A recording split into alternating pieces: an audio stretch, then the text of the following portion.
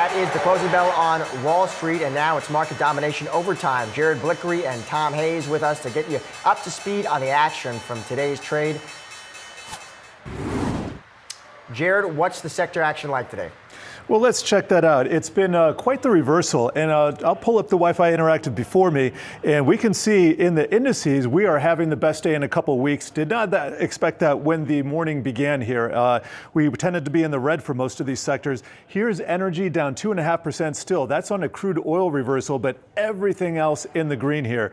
XLY, that's consumer discretionary, that's up almost 2%, and you can thank in part Tesla for that and the robotaxi announcement. Real estate, industrials, communication services, utilities, financial, staples, tech, materials, all of those up over 1%. And if we take a look at the NASDAQ 100, we can see just a couple red squares. Amazon and Alphabet down. Here's Tesla up 8.23%, just circled it up there. Meta up 2 and almost 0.5%. Microsoft up nearly 2.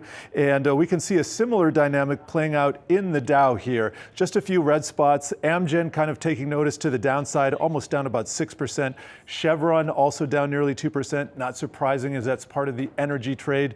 But besides that, we're looking at a lot of green here. These are the Dow Industrials, and I just want to leave us real quickly on the transports. Everything you see on the screen here solidly in the green, led by Uber, the largest, up 1.68%. And then percentage-wise, we're seeing car, that's Avis, up about 9%. United Airlines up 3.5%. The list goes on. Back to you guys. Thank you, Jared. Julie, on the floor of the NYSE, get us up to speed.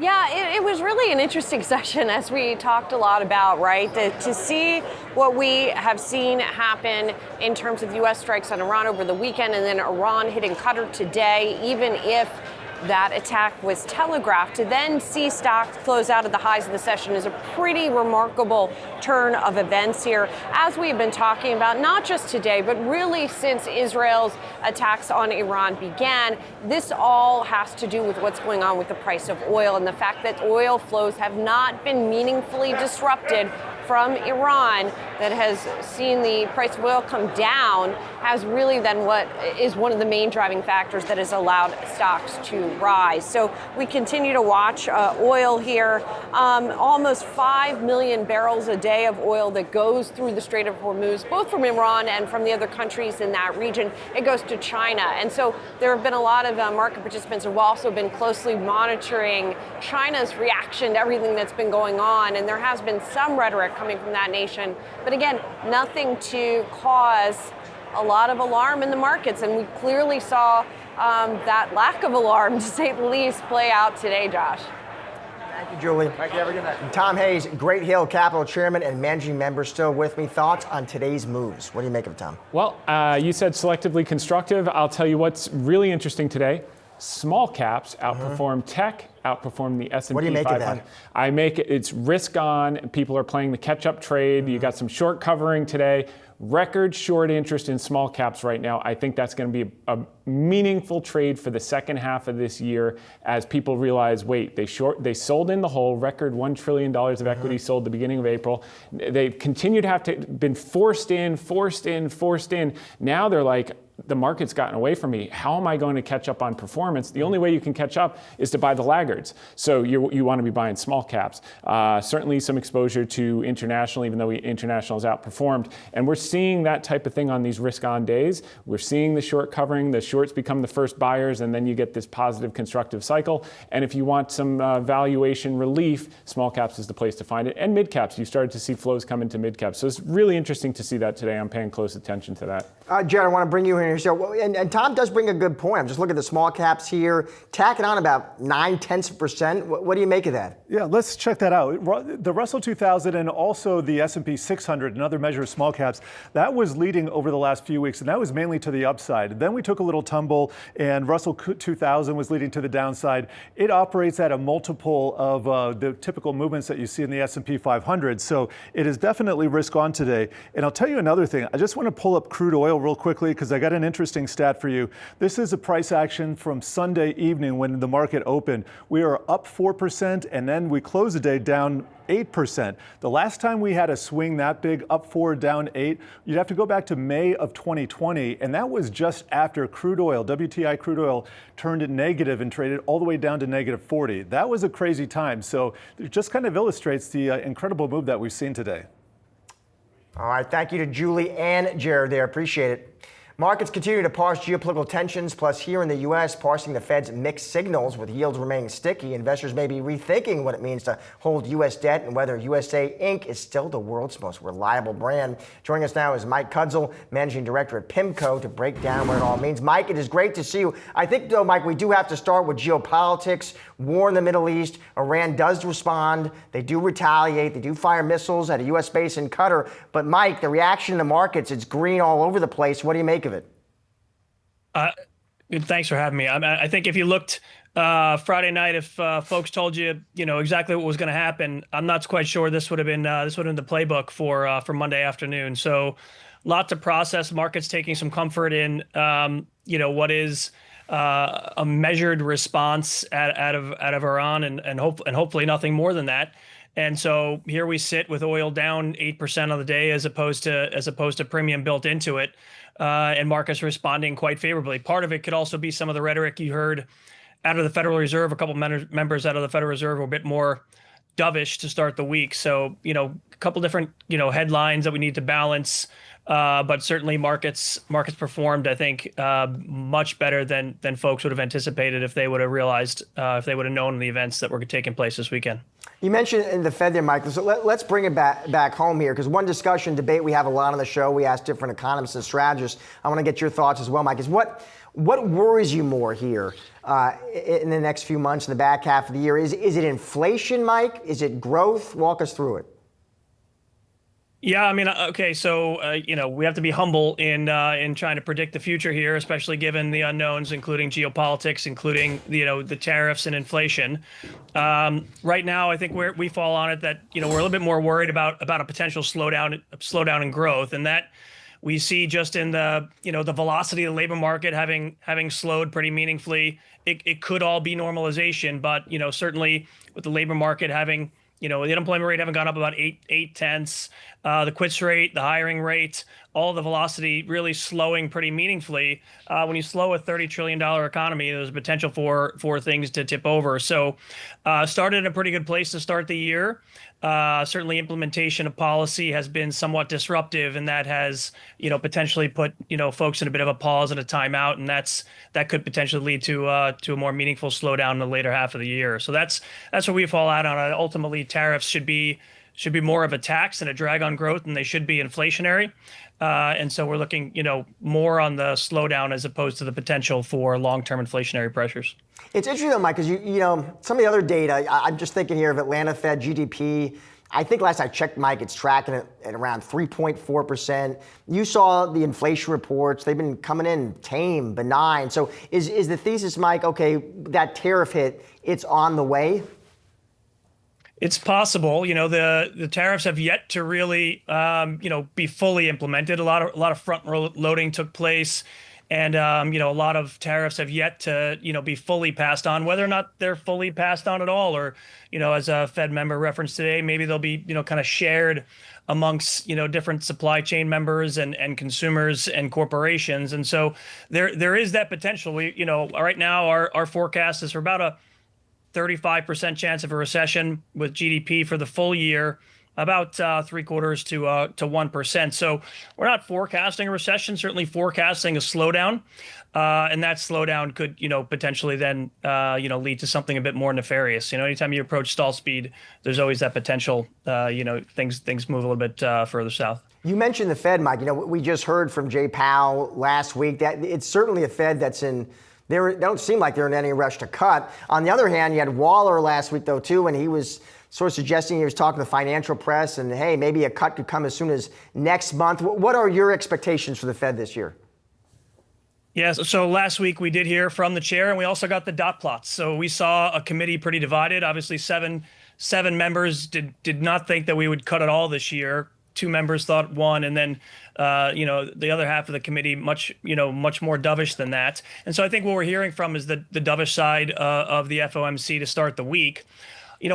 We do believe that there's potential for a couple cuts this year.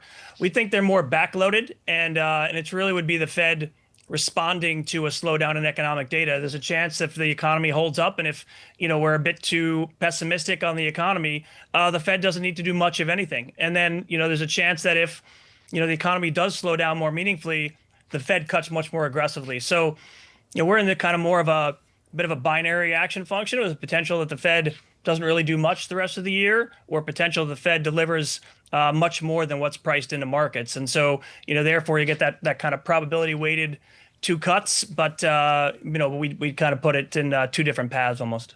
All right, Mike, thank you so much for joining us today. Appreciate it. Thanks for having me. Appreciate it.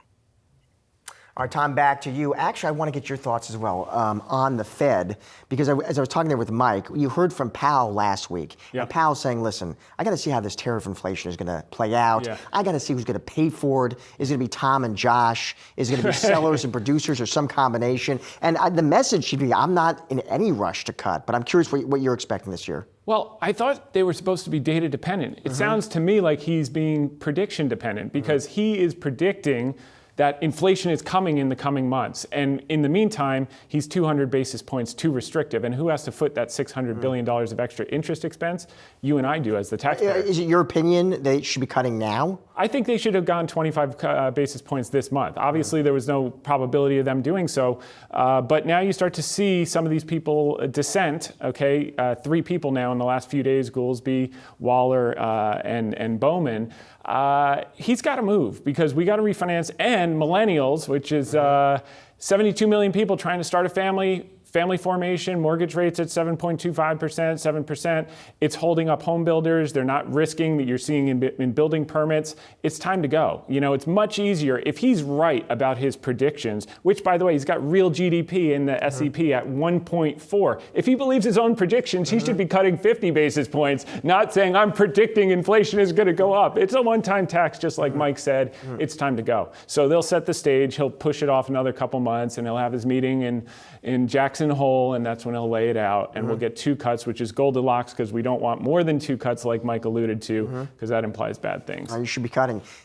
You have powerful people in your corner, of course, the president, I believe. I think so. Around Tom's corner. Thank you, sir. Thank you.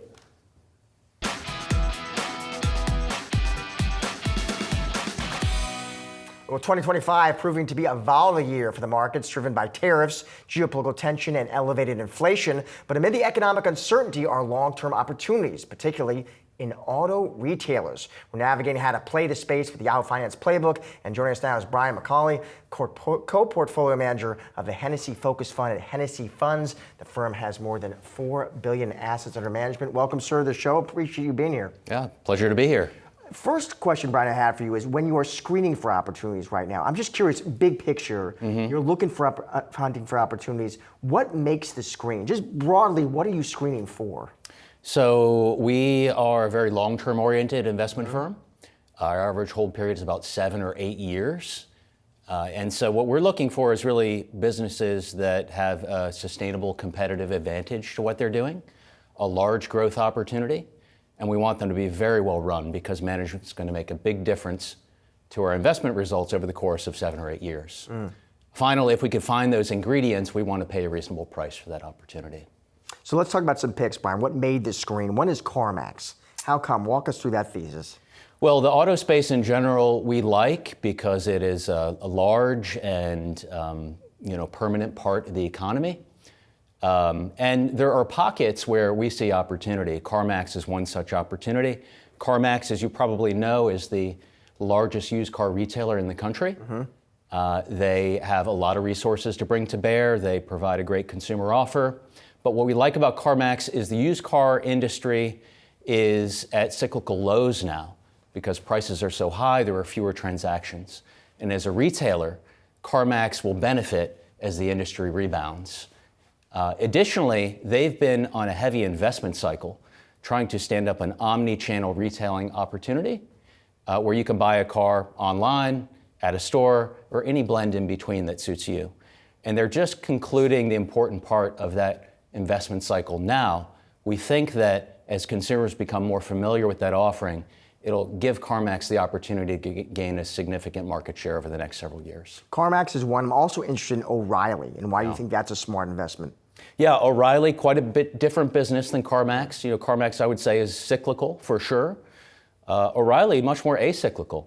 You know, they're selling replacement and repair parts to keep your vehicle on the road and running. And so very different economic characteristics to the business. What we like about O'Reilly is, again, an industry leader here. We think they built a better mousetrap, and that over not just a few years, but over several past decades has allowed them to consistently gain market share as they displace other aftermarket auto parts distributors that are not as efficient, that can't provide as good customer service, that cannot provide as high fill rates as O'Reilly can. And so it's just a story of consistent market share gains, rinse and repeat what they've done for a long time now, and they've got plenty of runway in front of them to keep doing it. What we also like about O'Reilly is that, you know, we were concerned about the rise of electric vehicles for many years. Electric vehicles are probably not a good thing for an aftermarket auto parts company that's selling replacement parts for internal combustion engines. But we think that where the US is going, is we're going to end up with plug-in hybrids. So it's not going to be a pure internal combustion, nor is it going to be pure EV, it's going to be a blend.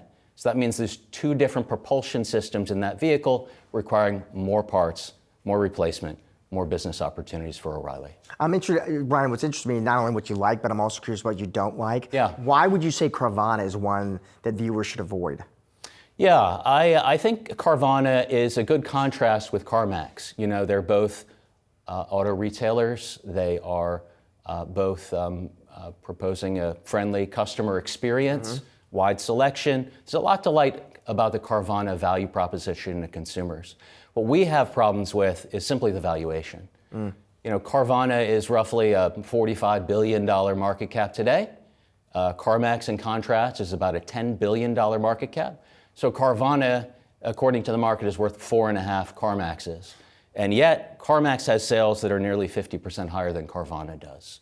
And so we just think that it's priced for perfection, and they're not going to be able to deliver on that promise. Fine, before I let you go, Brian, I want to get your thoughts on switching gears, another name, the Markel Group, which I like, the baby Berkshire Hathaway. Explain that one to me. Yeah. Well, you know, Berkshire Hathaway, obviously a business that all investors look up to and admire. Markel as well. A couple decades ago, when the family that founded and ran Markel was trying to decide who they wanted to be when they grew up, they looked to Berkshire. And they said, Berkshire's doing a lot of things the right way, and so we want to emulate them. And so Markel is primarily an insurance company, like Berkshire is large, has large insurance operations. But Markel also has a large public investment portfolio of equities. And the last decade or so, they've been very focused on wholly owned private companies. And so it begins to look very much like Berkshire in its structure. Markel has a great history of compounding. But they've lost their way a little bit the last 5 years or so, and that compounding has slowed down quite a bit. What we like about the stock here is that we think that DNA that led to great historical success is still in place, and they need to make some modifications to some of their management orientation and incentive system, which they're doing, which will enable them to reinvigorate that insurance business that's a large part of their operation. Brian, great to have you on the show today. Thanks so much for your time and those picks. Yeah, great. Thank you. Tom, you were listening closely. You're a portfolio manager. You've got to decide what to buy and what to sell. What did you make of what you heard there? I liked what Brian said. Brian, what do you think is going to turn around the volumes at CarMax? Is this just an interest rate play? Because you choose industry leaders. I do turnarounds. My name is Turnaround Tom. So we'll talk about advanced auto parts outside. I'm sure you have a lot to say about that. But Shane O'Kelly, we're making a bet on Shane. We're going to have our little niche business just with the markets where we're 1 and 2 because O'Reilly's decimated us everywhere else. But is that how you think about CarMax? Because the average car on the road is 13.5 years. The volume should be booming, right? I mean, and you're also hedged because if people are going to drive it to 15 years, you're going to get the O'Reilly business. But what moves the needle on that one? Well, as you're familiar, the transaction volumes in both used cars and new cars have been slowed by the high retail prices. Yeah. It's more difficult to afford a vehicle today than it was, say, 5 years ago. And so naturally, the industry slowed. People are holding on to their existing vehicles longer. They're going through more repair cycles to try to keep them on the road. Eventually, I mean, you could look back over 30, 40, 50 years of history, you'll see that the used car transactions in this country have been about 40 million per year. Yeah. Today, we're sitting about 35, 36 million. Yeah. And so this is the lowest point we've seen in more than 20 years. And so we think it will take time, it will take years, but we think it's virtually certain that we're going to rebound to roughly 40 million unit transaction volume over time. Yeah. And so we can take that to the bank at CarMax. Really, it should benefit a lot of auto retailers. But the company-specific opportunity we see here is CarMax has lost a bit of its luster. Yeah. It is not as exciting a place to buy a vehicle today as, say, Carvana is. Mm-hmm. Carvana has that pizzazz to them, great marketing, well-run business. CarMax, as the incumbent, was caught a little bit flat-footed when Carvana came to market. It's taken them time, probably more time than we would like, but we think that now is the point where they're going to begin to claw their way back in, become top of mind for consumers as they roll out these new capabilities and have actually a pretty interesting new advertising campaign come the end of the summer. Sounds great. All right, Brian, thanks so much. A lot of good ideas for viewers there. Thank you, Great. sir. Thank you. Well, Fred Smith, the man who made next-day delivery possible, leaves a long legacy. Fred Smith, the founder of FedEx, who helped develop overnight delivery, ultimately changing the way business and consumers buy and ship their purchases, is dead at 80 years old. He not only revolutionized shipping, but reshaped global commerce and turned FedEx into a multi-billion-dollar powerhouse. Now, what do those accomplishments mean for the future of FedEx? Julie Hyman recently visited the company's Memphis headquarters and joined us now to discuss. Julie. Yeah, it was really fascinating, Josh, being there in Memphis and seeing firsthand in a very concrete way what Fred Smith built. That Memphis hub, just planes in and out, and effectively a city, a transportation city that has been built there in Memphis. But when he started out back in 1971, when he started sort of forming the company and then flying the first flights in 1973, maybe he foresaw what he was going to create, but it might have been difficult at that time. He bought 20 business jets and converted them to carry freight. And on that first day that they flew those jets in 73, they made 186 deliveries. Now they make around 15 million a day. So obviously the scale has changed considerably. By the way, Smith was still the executive chairman of the company at age 80 and owned an estimated 8% or so of the shares still. The company did come out and say that Brad Martin is going to be the chairman to replace Fred Smith right now. He had been the vice chairman of the board. And I also had the chance to speak with Raj Subramanian, who is now the CEO of the company, really a protege of Fred Smith. Subramanian has been at FedEx his entire career and moved up through the ranks before being handpicked by Smith to be his successor several years ago. And he has really brought a lot of change to the company. The company is about to report earnings tomorrow after the close of trading. And it has been a time that has been challenging for FedEx, in part because of tariffs and the effect that that has had on global flows, and also just changes to the business that he has made. A little bit of context here, FedEx down 19% year to date. If you look at the estimates for earnings, this will be their fiscal fourth quarter. The EPS forecast to rise 8% to $5.86, and then revenue to fall 1% to $21.78 billion. So those are the numbers we will be looking for tomorrow. We'll have much more market domination overtime after this. Tesla shares ride higher after the EV maker's launch of its robotaxi service in Austin. The company starting off with 10 to 20 Model Y SUVs running as robotaxis in a geofenced area of Texas. For more on what this all means for Tesla and the road ahead, let's welcome in here TD Cowen equity analyst Itai Michaeli. Itai, it is good to see you. So over the weekend, Itai, I did see Dan Ives over at Wedbush. Now we know Dan Tesla bull of bulls, of course. He attended this event. Here's what he said. He even took some rides, Itai. He gave us the summary. He gave us the after-action report. He said, these robotaxis exceed our expectations and offered a seamless and personalized travel experience that has lit the spark for autonomous driving. Is that how you see it, Itai? Has it lit the spark? Oh, thank you for having me. Day one does seem like it was successful. There were two aspects of the launch that were better than what we would have expected coming in. The first is where the vehicles actually operated, or the operational design domain, was larger than what we would have expected. And some of the pickup and drop-off activity looked pretty impressive for a first day in a robotaxi operation. It's still premature to draw meaningful big picture conclusions from a single day, but so far a pretty impressive launch, and we'll kind of have to monitor it in the weeks and months ahead. Itai, how quickly and aggressively do you think Musk can expand this service across the country? I think their strategy of a measured approach is the right one. Safety is paramount. We've seen situations in the past where robotaxi networks had safety issues, and some of them actually shut down as a result of it. And so we want to first and foremost monitor the safety record, rider, and stakeholder feedback in the weeks and months ahead. Does the operational design domain expand from where they are currently? Does a fleet size expand from here? But going at it slow, particularly given Tesla's lead relative to other car companies in the autonomous vehicle space, does give them some breathing room to move slowly. And so execution around that is key. I think if all goes well, probably in the next few months, investors will be asking what the next city could be. And for us, we're also really watching what ends up happening to the consumer fleet, where there's maybe an overlooked opportunity, frankly, in the Tesla autonomous vehicle story to roll out eyes-off FSD features that could both complement the robotaxi fleet and lead to new services and features for consumers that can drive up not only new revenue streams for Tesla, but also vehicle demand itself. In this space, Itai, Musk has plenty of competition. He's got Waymo and Amazon Zoox is in there. And when your clients are asking you what you think his competitive advantages are, what do you tell them? Sure. Cost is one of them. Speed is another. And the talent they have at Tesla.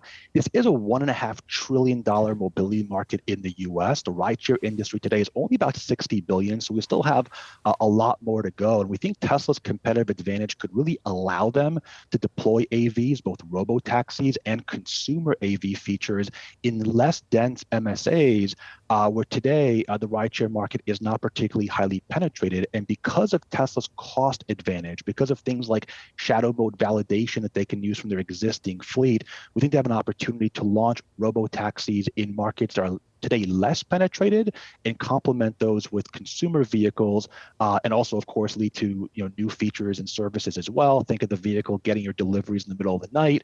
Think of dropping you off at the movie theater and picking you up later on. Features that you could charge for, and of course, can create an unprecedented proposition for consumer demand across Tesla's vehicles. And we know, of course, demand has been more challenged in recent quarters. So we look at the AV story as very complementary to the overall EV story and demand story at Tesla, but cost and speed really are key advantages they have today. Itai, before I let you go quickly, of course, if you're a Tesla investor, you're listening right now, you got some other big dates on the calendar, Q2 deliveries, Q2 results. What are you watching for there? Sure. The next data point will be Q2 deliveries. Some of the data points are still waiting on a few more, have shown some continued pressure thus far in Q2. And of course, the earnings call, we'll expect to see not only the numbers, but I'm sure the next maybe formal update around the next steps of the AV journey, maybe more stats within the Austin deployment. And of course, the road ahead from there, all are going to be closely watched in the weeks ahead. Itai, great to have you on the show today. Thank you, sir, as always, for your time. Thank you.